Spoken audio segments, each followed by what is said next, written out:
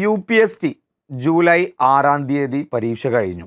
അപ്പോൾ ഈ പരീക്ഷ കഴിഞ്ഞ് അതിൻ്റെ ആൻസർ കീ നോക്കുമ്പോൾ നമ്മുടെ ഉദ്യോഗാർത്ഥികൾ പലതരത്തിലുള്ള അവലോകനങ്ങളും പറയുന്നുണ്ട്.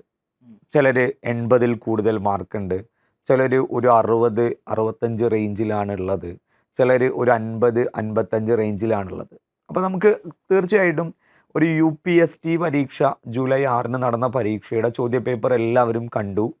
അതിൽ കുറേ പേർക്ക് മാർക്ക് കിട്ടി. ഇതിൻ്റെ കൃത്യമായിട്ടുള്ള ഒരു അവലോകനം എവിടെയും നടത്തിയിട്ടില്ല. എന്താണ് ശരിക്കും ഈ പരീക്ഷ, എന്താണ്, ഏതൊക്കെ ഡെപ്തിലാണ് അതിൻ്റെ ചോദ്യങ്ങളുള്ളത് എന്നതിനെക്കുറിച്ച് കറക്റ്റ് അവലോകനമില്ല. അപ്പോൾ നമുക്ക് ആദ്യമായിട്ട് UPST പരീക്ഷയുടെ ഒരു അവലോകനം നോക്കാം. അതിലൊന്നാമതായിട്ട് GKയുടെ ഏരിയ. അതാണ് GKയുടെ ഏരിയക്ക് ഒന്ന് അവലോകനം ചെയ്യുമ്പോൾ എന്താണ് GKൻ്റെ ഏരിയൻ്റെ ഒരു പ്രത്യേകതയുള്ള?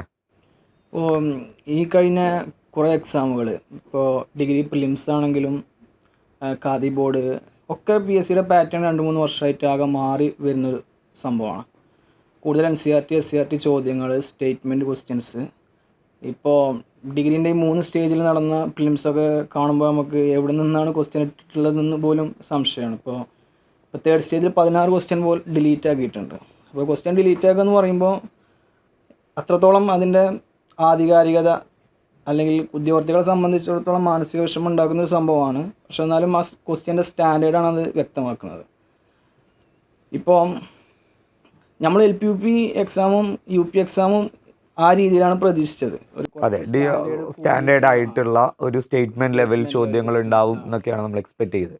നമ്മളിവിടെ ഐസിൻ്റെ മെറ്റീരിയൽസ് തയ്യാറാക്കിയതും ഏകദേശം ആ ലെവലിലായിരുന്നു.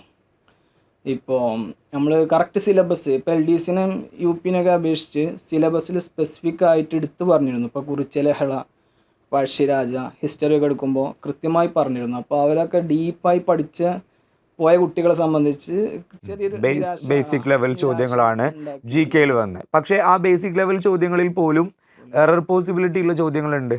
കൃത്യമായിട്ട് തെറ്റ് വരാവുന്ന, അതായത് അറ്റൻഡ് ചെയ്യാൻ തോന്നുകയും ചെയ്യും, തെറ്റ് വരാവുന്ന ചോദ്യങ്ങളുണ്ട്. അതേപോലെ സയൻസിനെ കുറിച്ച് നോക്കുകയാണെങ്കിൽ എന്തായിരിക്കും സയൻസിന്റെ ഒരു പ്രത്യേകത? കുറച്ച് എബോവ് ആവറേജ് ക്വസ്റ്റ്യൻസ് ഉണ്ട്. അതായത് സ്റ്റേറ്റ്മെന്റ് ക്വസ്റ്റ്യൻ ഇല്ല എന്നുള്ളൂ.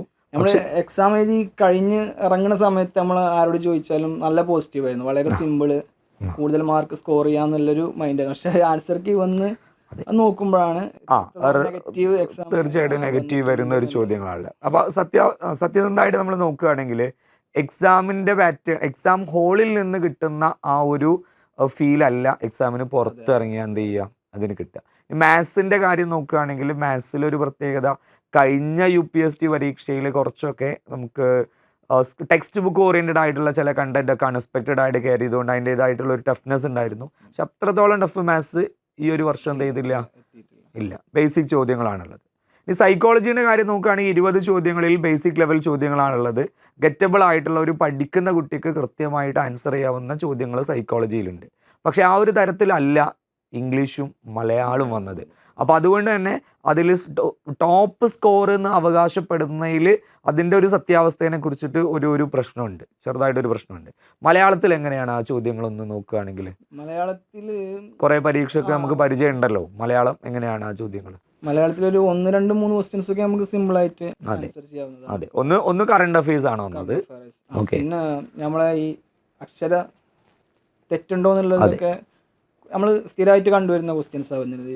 യാദൃശ്ചികത, അങ്ങനത്തെ കുറച്ച് വിമ്മിട്ടം എന്നുള്ള അങ്ങനത്തെ കുറച്ച് സംഭവം അതൊരു സ്റ്റേറ്റ്മെന്റ് ആയിട്ട് തന്നെ ചോദിച്ചു. ബാക്കിയുള്ളത് കുറച്ച് ഉള്ളിലേക്ക് കയറി. അതെ, അലങ്കാരത്തിനെ കുറിച്ച് കിട്ടും. അങ്ങനെയുള്ള നല്ലൊരു ക്വസ്റ്റ്യൻ ആണ്. അതായത് ഒരു നോർമലി ആൻസർ സാധാരണ ഒരു PSCക്ക് പോകുന്ന കുട്ടിക്ക് അത്ര ഈസി ആയിട്ട് എന്ത് ചെയ്യാൻ പറ്റില്ല, അത് ആൻസർ ചെയ്യാൻ പറ്റാത്ത ക്വസ്റ്റ്യൻ ആണ് മലയാളത്തിൽ. അതേപോലെ തന്നെയാണ് ഇംഗ്ലീഷ് ഉള്ളത്. ബേസിക് ആണ് ചോദ്യങ്ങളെങ്കിലും ടെക്സ്റ്റ് ബുക്കിനെ കണ്ടന്റ് ഓറിയൻറ്റ് ചെയ്തിട്ട് ഉള്ള 2 വൊക്കാബുലറി ഉണ്ട്. സാധാരണ പെഡഗോജി ക്വസ്റ്റ്യൻ ഉണ്ടാവും, 2 ക്വസ്റ്റ്യൻ എപ്പോഴും എക്സ്പെക്ട് ചെയ്യുന്ന പെഡഗോജി ക്വസ്റ്റ്യന് ഇംഗ്ലീഷിൽ വന്നിട്ടില്ല.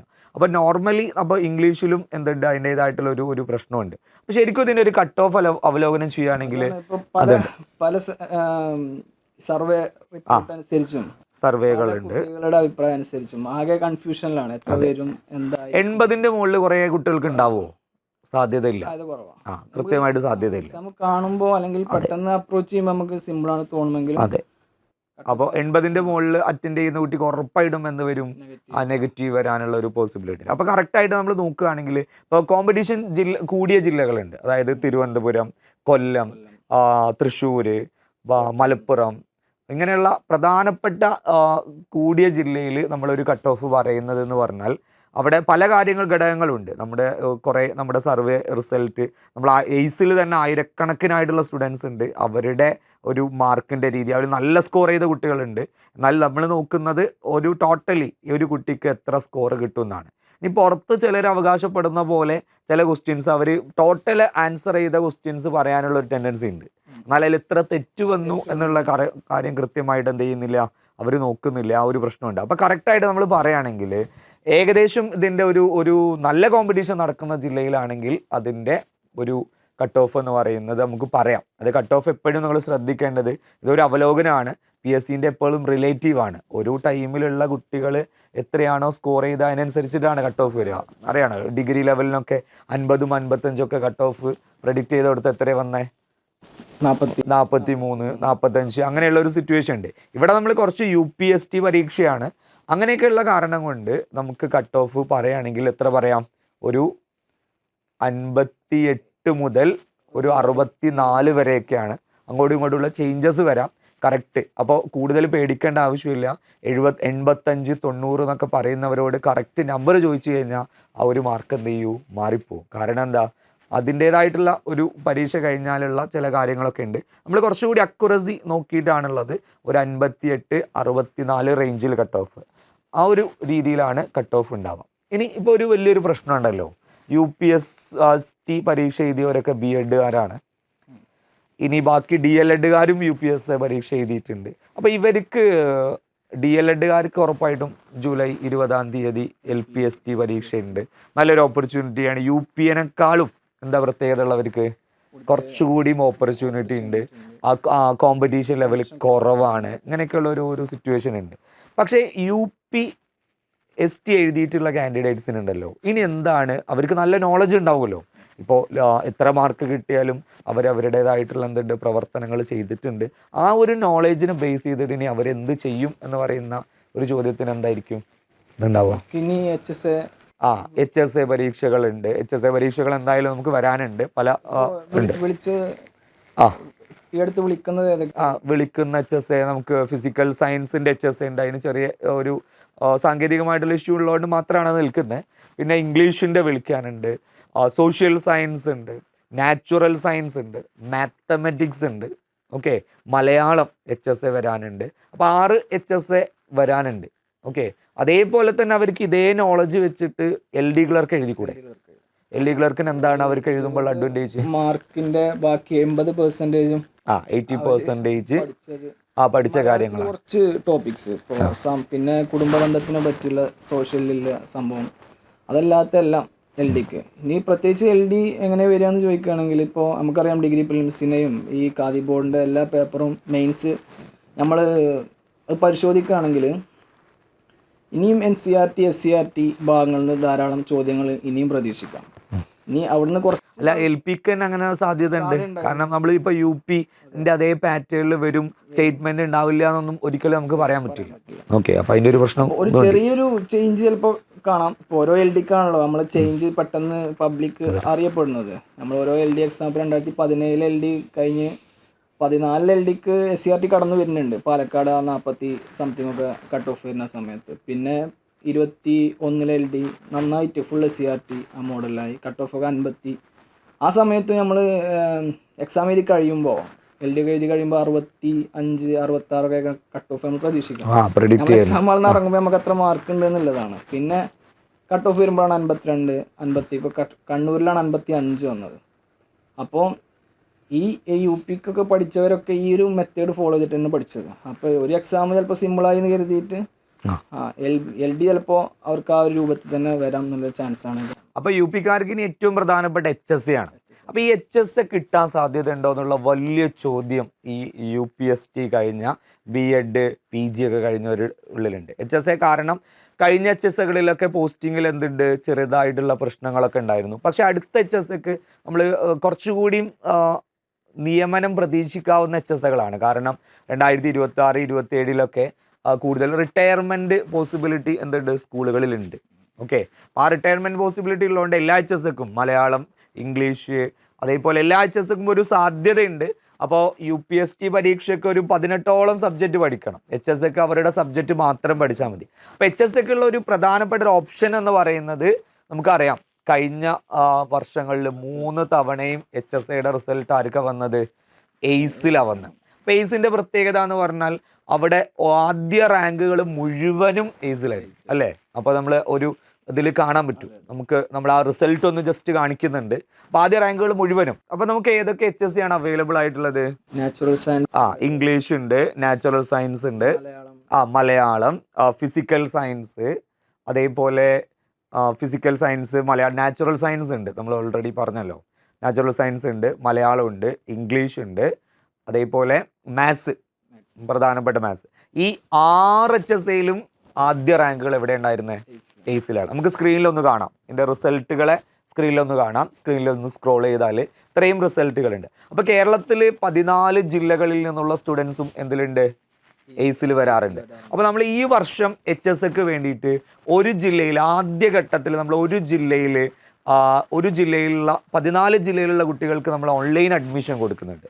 അപ്പോൾ ഓൺലൈൻ അഡ്മിഷൻ എൻ്റെ ഒരു പ്രത്യേകത എന്ന് പറഞ്ഞാൽ കഴിഞ്ഞ വർഷം നമുക്ക് ഓൺലൈനിലും ഓഫ്ലൈനിലും നല്ല രീതിയിൽ എന്തുണ്ട് ഏറ്റവും റിസൾട്ട് നമ്മൾ ഉണ്ടാക്കി.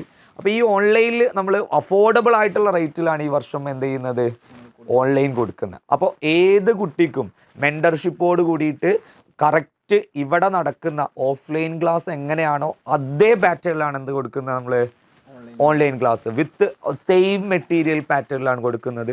കേരളത്തിൽ ഒരു പ്ലാറ്റ്ഫോമിനും ഇങ്ങനെ ഒരു ഫെസിലിറ്റി എന്ത് ചെയ്യാൻ പറ്റില്ല. കാരണം നമ്മൾ പ്രൂവ് ചെയ്ത് തെളിയിച്ചതാണ്. അപ്പോൾ ഈ ഒരു അടുത്ത കാലത്ത് HSA ഉണ്ട് എന്നൊക്കെ പറഞ്ഞിട്ട് കുറേ പരസ്യങ്ങൾ കാണാൻ പറ്റും. പക്ഷേ ആ പ്ലാറ്റ്ഫോമുകളുടെ നിന്ന് എയ്സിൻ്റെ പ്ലാറ്റ്ഫോം എടുക്കുന്നതിൻ്റെ ഒരു പ്രധാനപ്പെട്ട കാര്യം എന്ന് പറഞ്ഞാൽ HSA നമ്മൾ വർഷങ്ങളായിട്ട് പ്രൂവ് ചെയ്താണ്. HSAയിൽ എയ്സിൻ്റെ കോച്ചിങ്ങിനെ അപ്പുറത്തേക്ക് ഉള്ള ഒരു ഫെസിലിറ്റി നൽകാൻ കേരളത്തിൽ ഒരാൾക്കും എന്ത് ചെയ്യുന്നില്ല, പറ്റുന്നില്ല. അപ്പോൾ ഈ ഒരു HSAക്ക് അപ്പോൾ ഓരോ സബ്ജക്റ്റിൻ്റെ സ്റ്റുഡൻസ് ഉണ്ടല്ലോ, അപ്പോൾ മാത്സിലുണ്ട്, ഇംഗ്ലീഷിലുണ്ട്. അപ്പോൾ അവരുടെ നിയമന രീതികളെ കുറിച്ചിട്ടൊക്കെ നമ്മൾ അവർക്ക് ഒരു അവയർനെസ് കൊടുക്കുന്നുണ്ട്. അതായത് ആദ്യത്തെ ക്ലാസ്സിൽ തന്നെ എങ്ങനെയാണ് HSAയുടെ ഏത് കാറ്റഗറിയാണ്, എത്രത്തോളം നിയമനത്തിന് എന്തുണ്ട് സാധ്യതയുണ്ട്, എല്ലാ കാര്യങ്ങളും കൊടുത്തിട്ടാണ് അവർക്ക് സിലബസ് കയ്യിൽ കൊടുത്തിട്ടാണ് നമ്മുടെ എന്തുള്ളത് ക്ലാസ്സുകൾ മുന്നോട്ട് പോകുന്നത്. അപ്പോൾ അതിൽ ഓൺലൈനായിട്ടും ഓഫ്ലൈനായിട്ടും ഉണ്ട് ക്ലാസ്സുകളുണ്ട്. ഓൺലൈനായിട്ട് നമുക്ക് ഏത് ജില്ലയിലുള്ള കുട്ടികൾക്കും എന്ത് ചെയ്യാം, അഡ്മിഷൻ എടുക്കാവുന്നതേ ഉള്ളൂ. അത് അഡ്മിഷൻ പ്രൊസീജിയർ ആരംഭിച്ചിട്ടുണ്ട്. പിന്നെ ഓഫ്ലൈനായിട്ട് നമുക്ക് മഞ്ചേരിയും കോഴിക്കോട് സെൻറ്ററുകളിലും എന്തുണ്ട് ഓഫ്ലൈൻ ഫെസിലിറ്റി ഉണ്ട്. ഹോസ്റ്റൽ ഫെസിലിറ്റി ഉൾപ്പെടെയാണ് ഓഫ്ലൈൻ എന്തുണ്ട് ചെയ്യുക. വീക്കെൻഡ് ക്ലാസ്സുകൾ ആണ് HSAക്ക് നമ്മൾ എന്ത് ചെയ്യുന്നത് ആദ്യഘട്ടത്തിൽ പ്രൊവൈഡ് ചെയ്യുന്നത്. ഓക്കെ, അപ്പോൾ ആ ഒരു HSAക്ക് കൃത്യമായിട്ടുള്ള പദ്ധതിയോട് കൂടിയിട്ട് HSAക്ക് ജോയിൻ ചെയ്യുക. അപ്പോൾ UPSC പരീക്ഷ എഴുതിയ കുട്ടികൾ ഒരിക്കലും നിങ്ങൾ എന്ത് ചെയ്യേണ്ട, നിരാശപ്പെടേണ്ട ആവശ്യമില്ല. LD ക്ലർക്കിന് നിങ്ങളുടെ നോളജ് എല്ലാം ഉപയോഗിക്കാം. അതേപോലെ തന്നെ അടുത്ത ഡിഗ്രി ലെവൽ, ഇനി സെക്രട്ടേറിയറ്റ് അസിസ്റ്റന്റിനെ കുറിച്ചിട്ട് നമുക്കൊരു ധാരണയുണ്ട്. ഇപ്പോൾ നോട്ടിഫിക്കേഷൻ വരാമെന്നുള്ള ധാരണയുണ്ട്. അപ്പോൾ ഒരിക്കലും നമ്മളെ പഠനത്തിൽ നമ്മളൊരു വിട്ടുവീഴ്ച ചെയ്യാതിരുന്നാൽ ഗവൺമെൻറ് ജോലി എന്ന് പറയുന്ന ഒരിക്കലും എന്തല്ല ഒരു സ്വപ്നമല്ല, അത് ഒരു യാഥാർത്ഥ്യമാണ്. അപ്പോൾ അതിൽ ടീച്ചിങ് പോസ്റ്റ് തന്നെ ആഗ്രഹിക്കുന്നവർക്ക് സ്വന്തം സബ്ജക്റ്റിൽ നല്ലൊരു എക്സ്പേർട്ട് കീപ്പ് ചെയ്താൽ, ആ ഒരു പെർഫെക്ഷൻ കീപ്പ് ചെയ്താൽ ഉറപ്പായിട്ടും എന്തുണ്ട് റിസൾട്ട് ഉണ്ടാവും. അപ്പോൾ നിങ്ങൾ UPSCയുടെ ആ ഒരു റിസൾട്ട് നമ്മൾ പറഞ്ഞിട്ടുണ്ട്, അതിൻ്റെ ഒരു അവലോകനം പറഞ്ഞിട്ടുണ്ട്. അപ്പോൾ HSA കിട്ടുമോ എന്നുള്ള ചോദ്യത്തിന് ഉറപ്പാണ്. ഇപ്പോൾ HSA എന്തുണ്ട് 100% ഒരാൾക്ക് ക്രാക്ക് ചെയ്യാൻ പറ്റുന്ന ഒന്നാണ് ഏത് HSA. അതിനെല്ലാ സഹായങ്ങളും എയ്സിൻ്റെ കൂടെ ഉണ്ടാവും. അപ്പോൾ അതിനുള്ള എല്ലാ മെറ്റീരിയൽസും എയ്സിലുണ്ട്. അപ്പോൾ നിങ്ങൾ വേഗം എയ്സിൻ്റെ HSA ബാച്ചിലേക്ക് ഓൺലൈനായിട്ടും ഓഫ്ലൈനായിട്ടും ജോയിൻ ചെയ്യുക. കൂടുതൽ വിവരങ്ങൾക്ക് നിങ്ങൾ താഴെ കാണുന്ന നമ്പറിൽ നിങ്ങൾക്ക് കോൺടാക്റ്റ് ചെയ്യാം. മാത്രമല്ല LPST പരീക്ഷകൾ എഴുതുന്ന എല്ലാവർക്കും അല്ലേ നമ്മൾ എന്ത് കൊടുക്കാം, എല്ലാവർക്കും നല്ലൊരു വിജയാശംസകൾ നേരുന്നു. Okay, thank you.